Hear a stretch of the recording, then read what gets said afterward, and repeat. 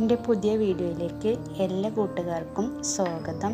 ഇന്ന് ഒരു കറിയാണ് ഉണ്ടാക്കുന്നത്. ചോറിൻ്റെ കൂടെയൊക്കെ ഒഴിച്ച് കൂട്ടാൻ പറ്റിയ ഒരു കറിയാണ്. അടുപ്പിൽ വെച്ച് വേവിക്കൊന്നും വേണ്ട. ഇതിലേക്ക് പച്ചക്കറികളൊന്നും വേണ്ട കേട്ടോ. അപ്പോൾ ഈ കറി എങ്ങനെ ഉണ്ടാക്കാൻ നോക്കാം. അതിന് വേണ്ടി ഞാനൊരു 1/4 ടീസ്പൂൺ ഉലുവ എടുത്തിട്ടുണ്ട്. അതിതാ ഒന്ന് ചൂടാക്കി എടുക്കണം കേട്ടോ. ഇതൊന്ന് ചൂടായി വന്നതിന് ശേഷം ഇനി ഇതിലേക്ക് വേണ്ടത് ഒരു മുറി തേങ്ങയാണ്. തേങ്ങയിലേക്ക് നമ്മൾ നേരത്തെ വറുത്തെടുത്ത ഉലുവ ഇതിലേക്ക് ഇട്ട് കൊടുക്കുക. ഇനി ഇതിലേക്ക് ഒരു 5-6 ചെറിയ ഉള്ളി ഇട്ട് കൊടുക്കുക.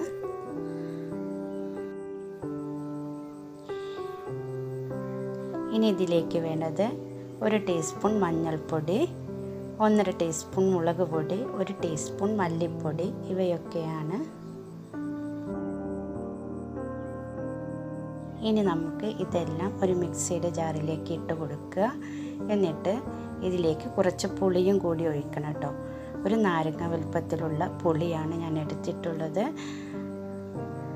അത് പിഴിഞ്ഞെടുത്ത വെള്ളമാണ്. പുളിവെള്ളം ഇതിലേക്ക് ഒഴിച്ച് കൊടുത്തിട്ട് നല്ലൊന്ന് അരച്ചെടുക്കുക കേട്ടോ.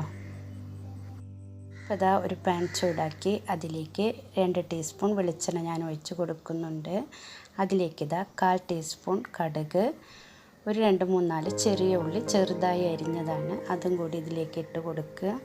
അതിൻ്റെ കൂടെ തന്നെ 2 വറ്റൽ മുളകും കുറച്ച് കറിവേപ്പിലയും ഇട്ടിട്ട് നല്ലൊന്ന് മൂപ്പിച്ചെടുക്കുക.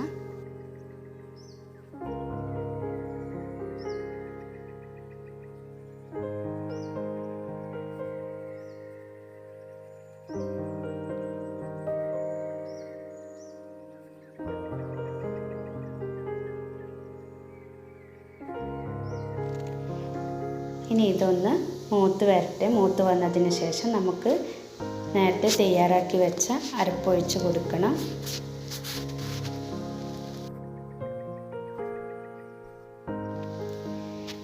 ഇനി ഇതിലേക്ക് ആവശ്യത്തിന് വെള്ളം ഒഴിച്ച് കൊടുക്കുക. ഞാൻ 1 ഗ്ലാസ് വെള്ളം ഒഴിച്ച് കൊടുത്തിട്ടുണ്ട്.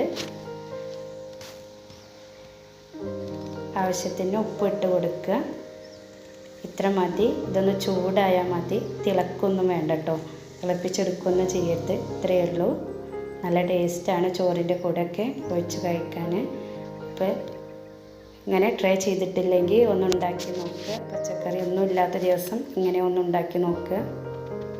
അപ്പോൾ എൻ്റെ റെസിപ്പി നിങ്ങൾക്ക് ഇഷ്ടമായിട്ടുണ്ടെങ്കിൽ സബ്സ്ക്രൈബ് ചെയ്യുക. ലൈക്കും കമൻറ്റും ഷെയറൊക്കെ ചെയ്യട്ടോ. Thank U.